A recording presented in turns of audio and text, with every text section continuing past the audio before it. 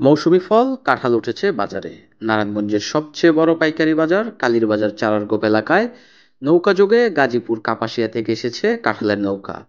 আর এখান থেকেই কাঁঠাল বিক্রি করছেন বিক্রেতারা, এবং ক্রেতারাও খুব সহজেই এখান থেকে কিনে নিয়ে যাচ্ছেন।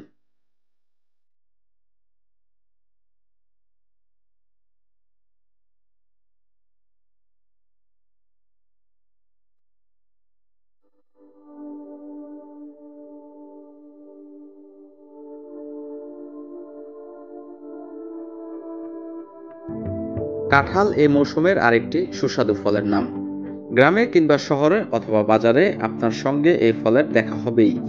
এতে আছে প্রচুর পরিমাণ মিনারেল, কাঁঠালে আছে প্রচুর পরিমাণ thymine, potassium, calcium, iron, sodium, zinc এবং বিভিন্ন ধরনের পুষ্টি উপাদান। অন্যদিকে কাঁঠালে প্রচুর পরিমাণ আমিষ, শর্করা ও ভিটামিন থাকায় শরীরের জন্য বিশেষ উপকারী ফল। কাঁঠালে চর্বির পরিমাণ অনেক কম।